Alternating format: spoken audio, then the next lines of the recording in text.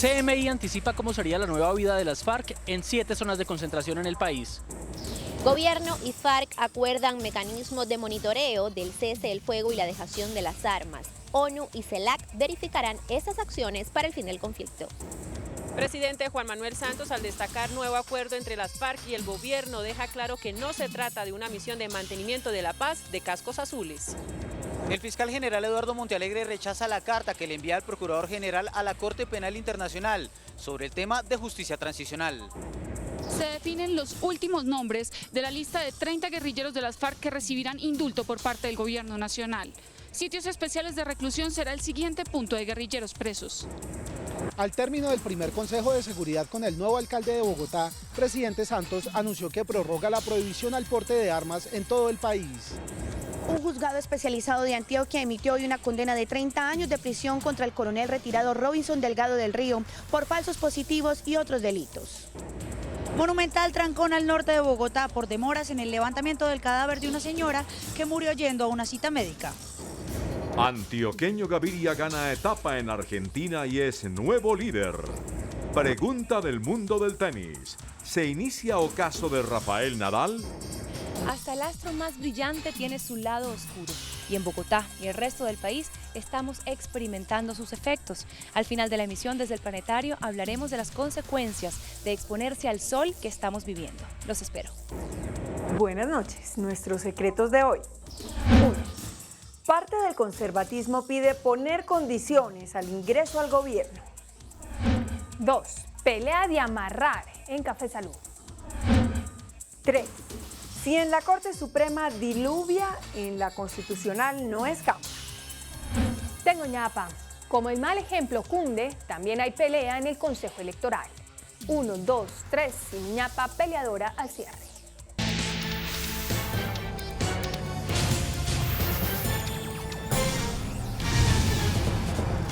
Buenas noches. CMI conoció detalles del mecanismo de desarme, desmovilización y reinserción que está preparando el gobierno desde el inicio del proceso de paz, el cual contempla las normas que regirán en las 7 zonas de concentración donde estarán ubicados los guerrilleros de las FARC para iniciar el proceso de reincorporación de la vida civil.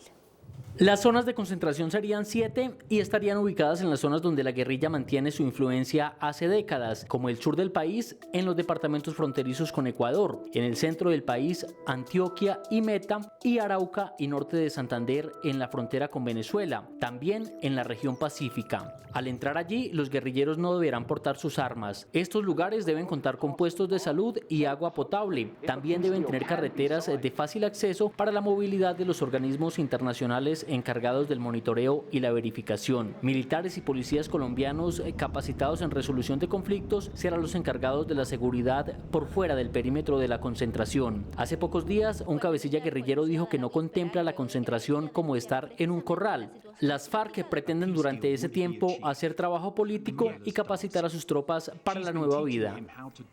Y es que en las últimas horas Gobierno y FARC anunciaron en La Habana un acuerdo sobre el mecanismo de verificación de un futuro cese al fuego bilateral que incluye una misión internacional encargada de comprobar la dejación de armas por parte de la guerrilla. Informe de la corresponsal en Cuba, Anisley Torres.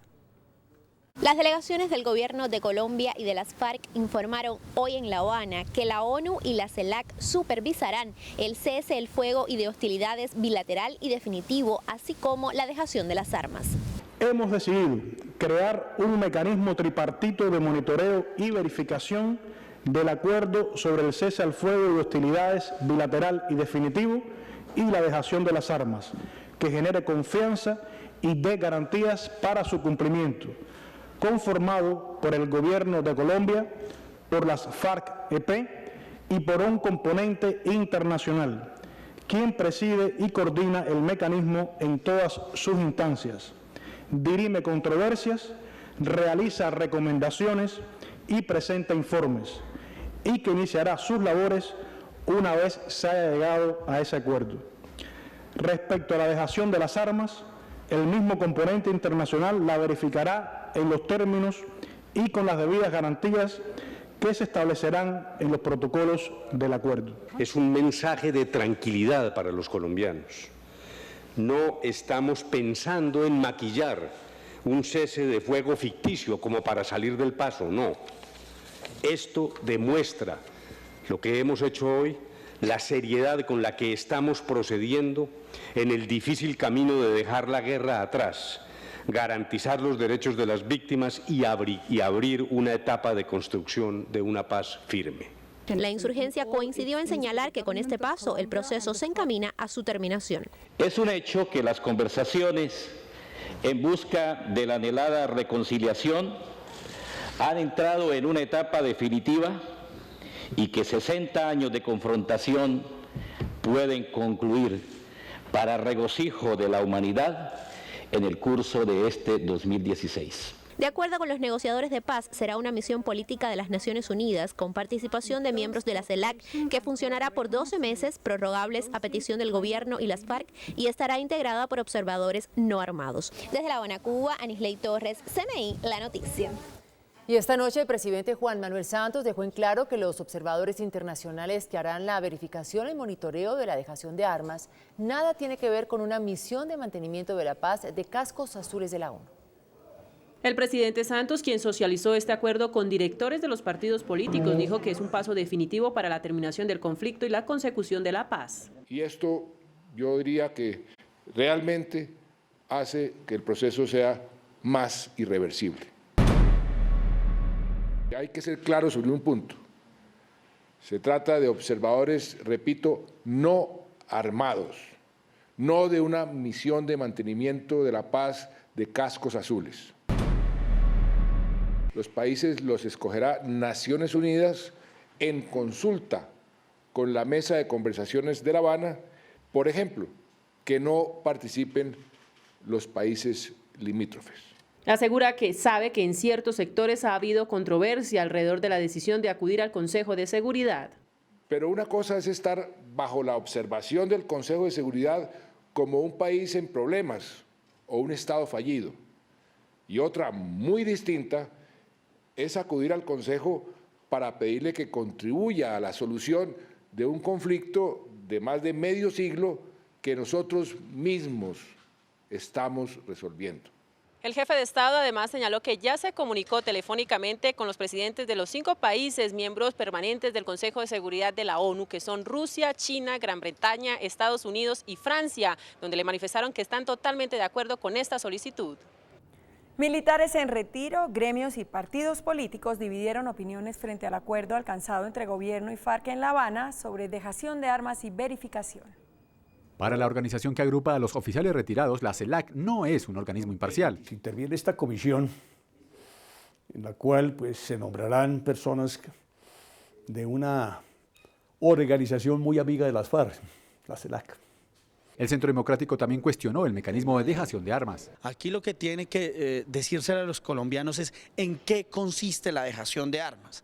Si consiste en entregarle las armas a la ONU, echarlas al mar, o por el contrario, las FARC van a seguir conservando esas armas debajo de la cama. El gobierno y la Unidad Nacional coincidieron en que este anuncio pone al proceso de paz como irreversible. Este es un paso decisivo y este es un paso que nuevamente envía un mensaje claro y contundente a los colombianos de que este proceso de paz es irreversible ya y que el año 2016 será el año de la paz y la reconciliación para todos los colombianos. No hay vuelta atrás, vamos a tener en el primer semestre de este año, afortunadamente, la firma de un acuerdo. Finalmente los gremios reiteraron que la paz está cerca con este acuerdo. Que es la ONU y algunos países miembros del CELAC, le da una tranquilidad al país que no es algo transitorio, sino algo permanente, duradero. El gobierno espera que muy pronto la ONU responda al pedido de verificación para concretar el cese del fuego bilateral.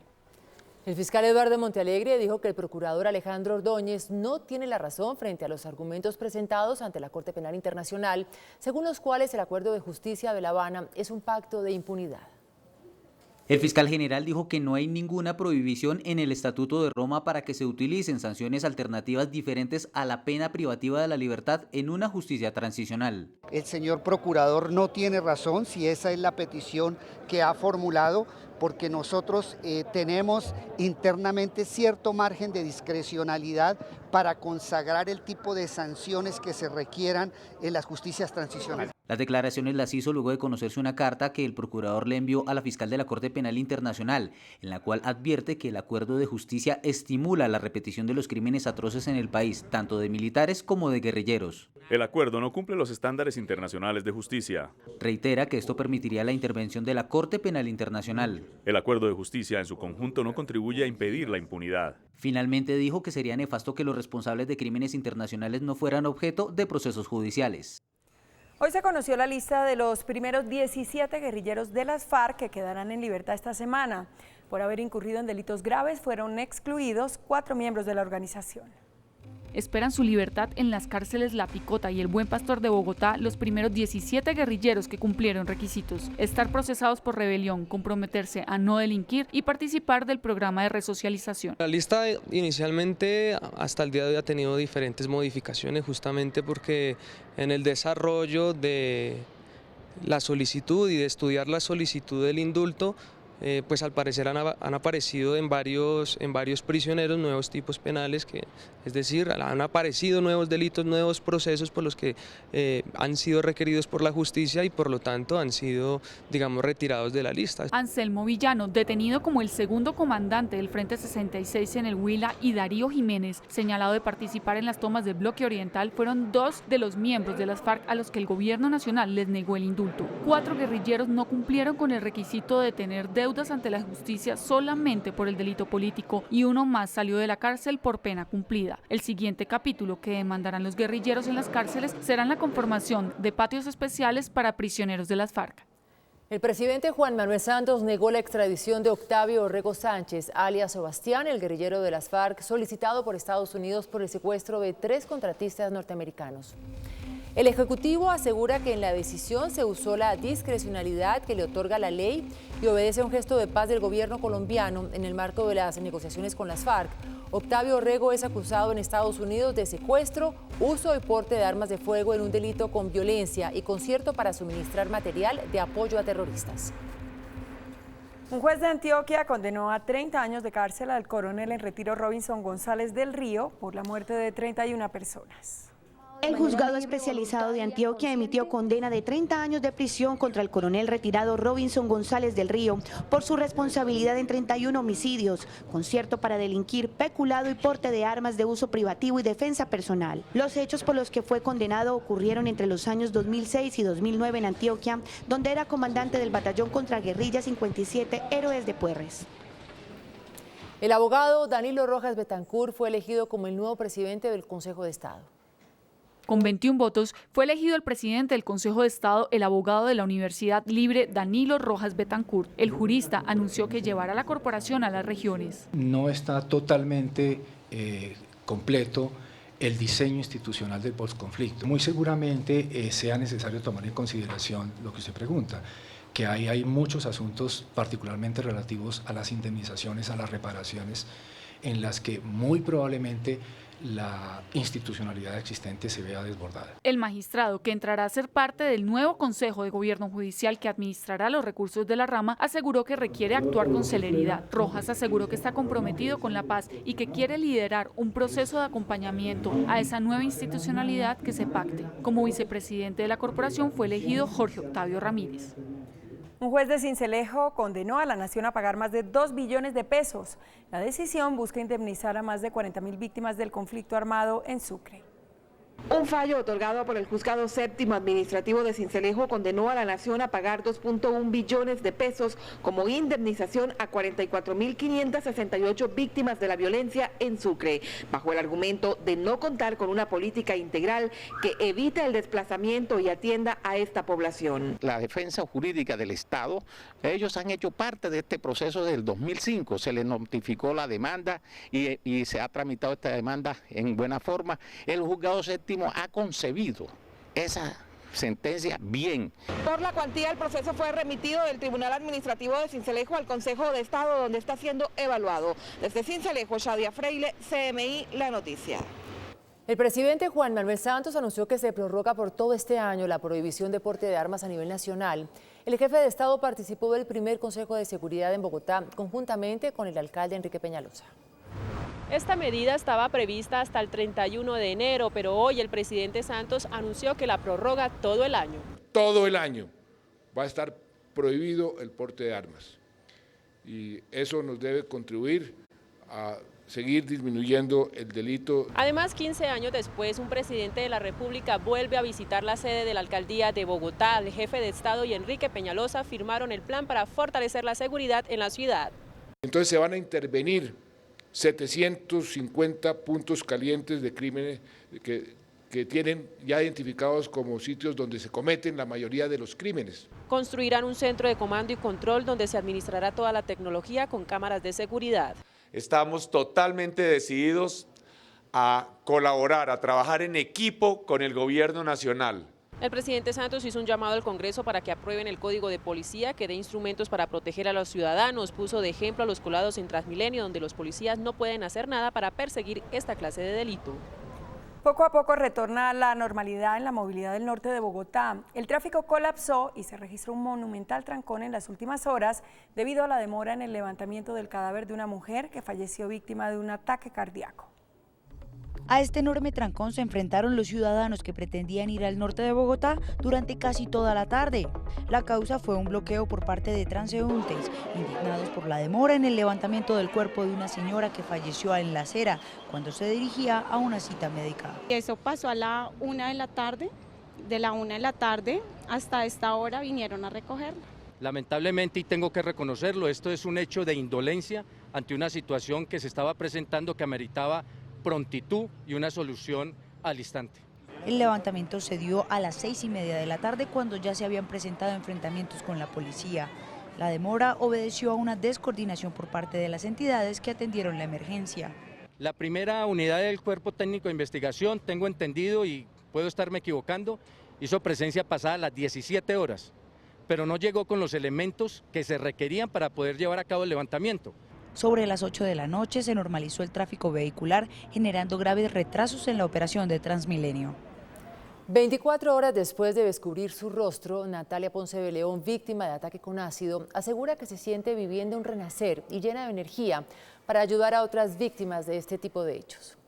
Así está viviendo Natalia Ponce de León las primeras horas después de decidir mostrar los avances de su recuperación. Me siento como más liviana, como con libertad, con alas, ya me puedo ir a cualquier sitio tranquila y no con pena y que van a decir, me están mirando, me están juzgando. Me siento feliz, la verdad, como renacer otra vez, como volver a tener alas, tener libertad. Reafirmó su compromiso con ayudar a otras víctimas de los ataques con ácido. La idea es construir la unidad de quemados, que es toda una unidad de quemados. Solo tenemos en Colombia el Simón Bolívar especializado realmente en quemados. El Simón Bolívar no da abasto, porque los quemados en Colombia diariamente son muchos niños, mujeres, hombres, adultos, jóvenes, y pues es una necesidad que tiene el país. Y envió un mensaje para las mujeres que apenas están empezando su proceso de recuperación. Que sí se puede, que mucha fuerza, que crean en ellas mismas. Lo más importante es creer en uno, quererse, valorarse. Dijo que confía en la promesa del presidente Juan Manuel Santos y de todas las personas que se han comprometido en ayudar a su fundación para que el país pueda contar con una unidad dedicada exclusivamente a los quemados. Las importaciones colombianas cayeron 20,8% al cierre de noviembre de 2015. De acuerdo con el DANE, las compras externas disminuyeron de 5.300 millones de dólares en noviembre de 2014 a 4.200 millones de dólares en el mismo periodo del último año. Los empresarios atribuyen la tendencia al incremento en el precio del dólar que encareció los bienes importados. La Contraloría General de la República hizo un hallazgo fiscal por 1.340 millones de pesos en la Cámara de Comercio de Bucaramanga. Dicho dinero fue invertido en operaciones bursátiles de Interbolsa. El hallazgo por 1.340 millones de pesos que la Cámara de Comercio de Bucaramanga invirtió en Interbolsa tuvo como consecuencia un detrimento de recursos públicos originado en una riesgosa operación bursátil. Además, señala la Contraloría que la entidad se comprometió a consignar el valor indexado de dicho hallazgo. El presidente de la Cámara de Comercio de Bucaramanga dijo que no hubo irregularidades. Creo que no hay absolutamente nada que esconder ni nada que decir al respecto, diferente a que nosotros fuimos unas víctimas, como hay miles de colombianos víctimas también de Interbolsa en el país. Sostuvo que se ha recuperado una parte de la inversión con el 40% de acciones de Fabricato. Colpensiones detectó una red dedicada al cobro irregular de pensiones que pretendía apropiarse de 12.000 millones de pesos. Una investigación interna de Colpensiones evitó el millonario desfalco a través del cobro irregular de pensiones. Esta red buscaba algunos afiliados, todos de edades superiores a las 68, 70, 72 años, y les hacían algunas promesas de obtener un reconocimiento pensional a cambio de un pago de dinero. Por el cobro irregular de pensiones se detectaron 67 casos. Los procesos se lograron parar oportunamente Colpensiones y eso impidió que hubiese alguna afectación al patrimonio público. La Procuraduría por este caso abrió una indagación contra 2 vicepresidentes de Operaciones y Tecnologías, un gerente nacional de operaciones y 2 funcionarios más. Nuestros funcionarios están citados en un proceso normal para rendir alguna explicación sobre el procedimiento de controles. La Fiscalía General también adelanta las investigaciones por este caso de corrupción en Colpensiones. El nuevo presidente del grupo Conalvías, Álvaro Torres, asegura que la firma buscará quedarse con la construcción del tercer carril de la vía Bogotá-Girardot. Aunque el grupo Conalvías está en proceso de reorganización empresarial desde hace varios meses, buscará quedarse con la construcción del tercer carril de la vía entre Bogotá y Girardot. Ese es un proyecto que vale 2 billones de pesos, en los cuales el gobierno nacional no va a hacer inversión, es una inversión privada únicamente, nosotros somos los originadores. El nuevo presidente del grupo anunció que espera lograr un acuerdo de pago de sus deudas en los 3 primeros meses de este año. La deuda con el sector financiero es alrededor de 600.000 millones de pesos y con el sector de proveedores pequeños y medianos y grandes de 90.000 millones. La firma anunció que mantiene la intención de continuar con la ejecución de otros proyectos. El índice de capitalización de la bolsa, que mide el comportamiento de las 20 principales acciones, cerró al alza. El índice de capitalización de la Bolsa de Valores de Colombia subió un 2% a 1.100 puntos. La acción de Pacific fue la que más subió, con una valorización de 14,18% a 1.570 pesos. EPSA fue la acción que más cayó, con una pérdida de 6,33% a 9.000 pesos. Isagen fue la acción más transada de la jornada al movilizar más de 16.000 millones de pesos. El precio del dólar reportó una ligera alza. Indicadores económicos del día en CMI. La tasa representativa del mercado que regirá para mañana miércoles será de 3.297 pesos con 46 centavos. Los profesionales del cambio compran la divisa en 3.020 pesos y la venden en 3.060 pesos. Un euro cuesta 3.612 pesos con 44 centavos. La libra de café en Nueva York se cotizó a $1 con 15 centavos. El azúcar se transó en 14,76 centavos de dólar la libra. El barril de petróleo WTI se cotizó en $28 con 46 centavos. Una acción de Ecopetrol cuesta 923 pesos. Hola, muy buenas noches. Los saludo desde el Planetario para hablarles de un astro que por estos días se ha hecho sentir de manera muy vigorosa en Bogotá y en varias ciudades del país, el Sol. El IDEAM ha confirmado que este es el enero más caluroso de los últimos 5 años y esto se nota en las calles y parques de Bogotá. Las personas salen con sus pintas veraniegas a disfrutar del sol, a veces olvidando de los efectos negativos que este, sobre todo en nuestras alturas capitalinas, tiene sobre la piel. Así se vio el Parque Simón Bolívar hoy, soleado y con un verdor resplandeciente. Es cierto que para muchos la salida del astro rey es motivo de esparcimiento al aire libre, sin embargo los daños sobre la piel son irreparables. Es importante que entendamos que en Bogotá estamos a 2.600 metros sobre el nivel del mar. ¿Qué quiere decir esto? Que hay menos atmósfera, las capas atmosféricas son más delgadas, esas nos protegen del sol de alguna manera. Entonces estamos mucho más cerca de los efectos dañinos del sol. Según el IDEAM, la mayor radiación ultravioleta se presenta en las zonas montañosas, particularmente en Cundinamarca, al sur de Antioquia, en los Santanderes, el Tolima, el eje cafetero, Boyacá, Huila, Cauca y Nariño. Los efectos ya se ven en la cantidad de pacientes que están acudiendo a consultas dermatológicas. Sí aumentan las consultas derivadas de la exposición al sol. ¿Cuál es la inmediata? La quemadura de sol.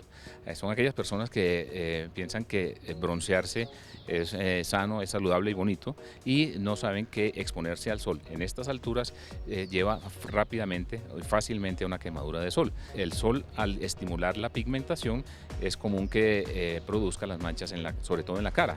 No basta con aplicarse protector solar solo en las mañanas. Mínimo 3 veces al día debemos usar pantallas para evitar que nuestra piel sufra las consecuencias de la alta radiación ultravioleta, así como también buscar la sombra, valerse de sombrillas, gafas y gorros.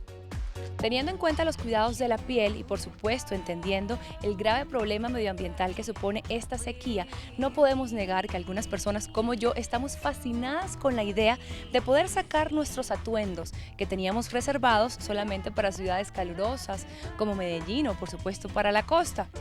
Hoy Estefanía Lozada nos enseña qué podremos usar en estos días. Las altas temperaturas que predominan en algunas regiones del país obligan a hacer una revisión del closet para saber qué tipo de telas son las adecuadas para enfrentar la ola de calor. Los satines, los velos, la seda, son telas que son livianas y no dejan que el cuerpo transpire mucho. Y en cuanto a diseños y prendas, puedes llevar pantalones estampados, amplios, vestidos, las rayas marineras también viene influencia fuerte. Escoger el color adecuado también es fundamental. Para esta temporada las tonalidades oscuras pasan a un segundo plano. Está muy bien explorar colores llamativos, colores fuertes como el rojo cereza, el baby blue, y acompañarlos de colores un poco más neutros. Accesorios como sombreros, gafas y pañoletas utilizados comúnmente para ir a la playa también son un buen aliado. El Carnaval de Barranquilla no es lo mismo sin su reina y sin su rey Momo. Estos dos personajes fueron homenajeados como solo los carnavaleros saben, con mucha alegría, música y danza. Hoy se realizó la izada de bandera del carnaval que rindió homenaje a los 21 reyes Momo que han participado en el Carnaval de Barranquilla. Letanías, grupos de danzas y demás actores de las carnestolendas amenizaron el encuentro cultural con muestras artísticas. La reina del Carnaval de Barranquilla resaltó la importancia de rescatar la tradición. El actual rey Momo 2016, Lisandro Polo, también hizo parte de los homenajeados durante esta gala por su trayectoria y participación en el carnaval. Su reina destacó las cualidades que hacen de él la mejor compañía durante su reinado. El rey Momo y yo estamos enamorados, como él dice, estamos enamorados de la cumbia, del folclore, del garabato, del chandel. En la jornada también se homenajeó a las reinas del carnaval que cumplen 25 y 50 años de haber representado a las carnestolendas, Liliana Gerlain y la fallecida Josefina Zambrano. Hoy me despido desde el Planetario de Bogotá, recordándoles que usen protector solar y se cuiden de los rayos ultravioleta. Que tengan una muy feliz noche. Nosotros nos vemos mañana. Chao. Después de la pausa, nuestros secretos de hoy. 1. Parte del conservatismo pide poner condiciones al ingreso al gobierno. 2. Pelea de amarrar en Café Salud. 3. Si en la Corte Suprema diluvia, en la Constitucional no escampa. Tengo ñapa. Como el mal ejemplo cunde, también hay pelea en el Consejo Electoral. 1, 2, 3 y mi ñapa peleadora después de comerciales.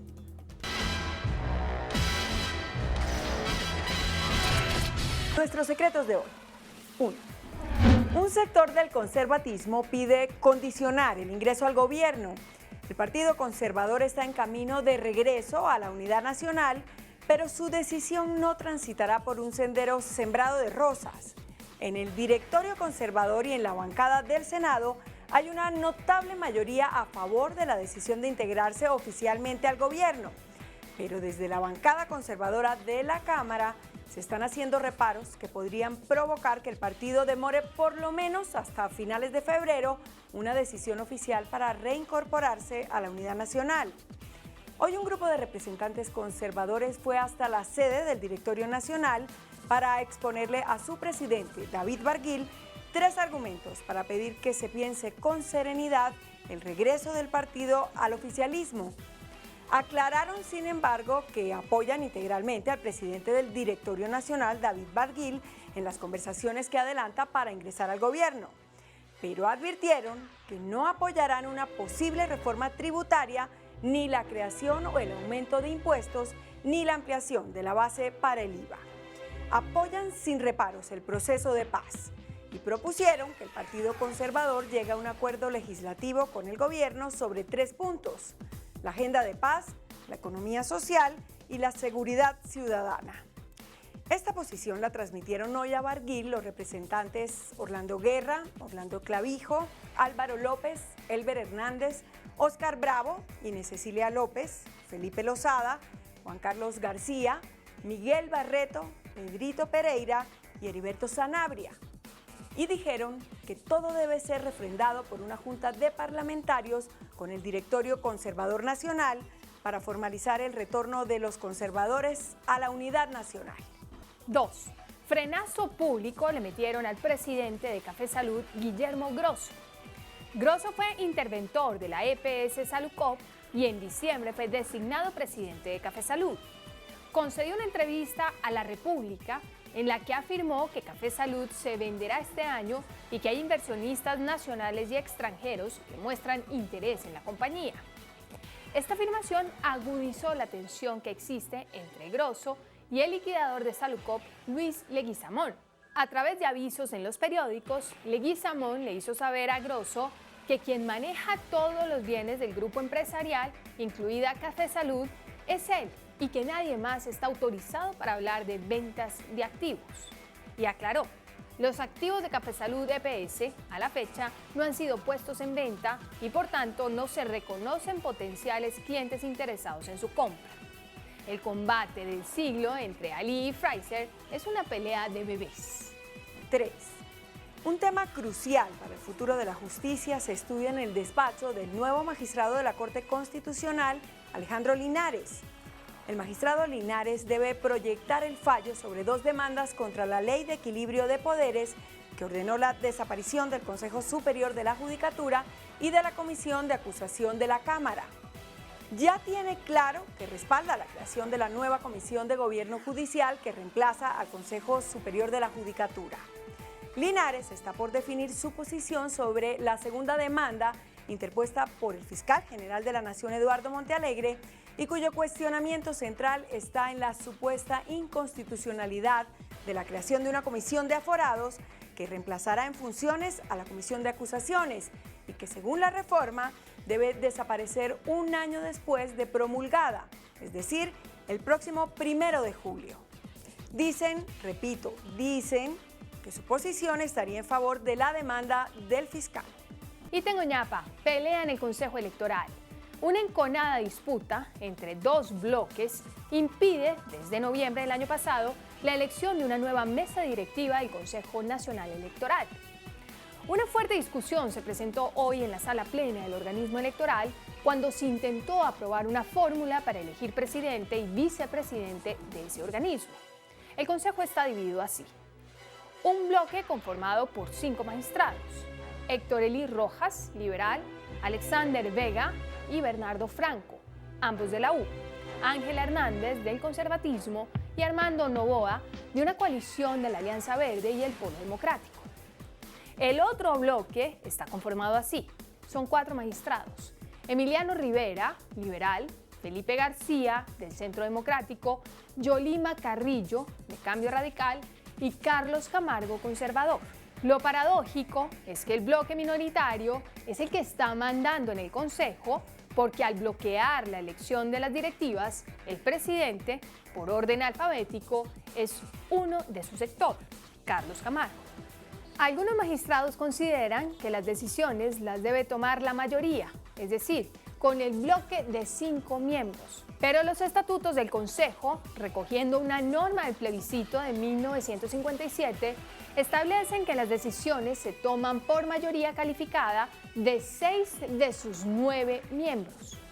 Esta mañana, los 2 grupos sostuvieron una acalorada sesión, pero luego del choque verbal, las aguas se calmaron y acordaron nombrar una comisión conciliadora conformada por Alexander Vega y Carlos Camargo.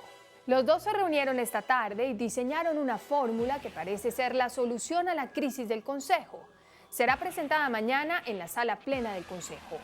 pero se la anticipamos: que sean elegidos un presidente de un sector y un vicepresidente del otro sector, y que el periodo de ambos sea de 8 meses. Al término de ese periodo se intercambian los cargos. Es la aplicación del Sagrado Consejo del expresidente López Pumarejo a sus ministros. Cuando tengan un lío feroz, nombren una comisión. Hasta mañana, que descansen.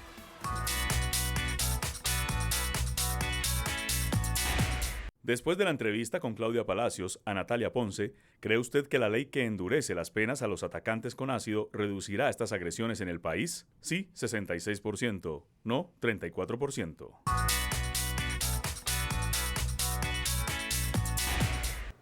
Hasta aquí las noticias, gracias y buenas noches. Nos vemos mañana, como siempre, en CMI, La Noticia.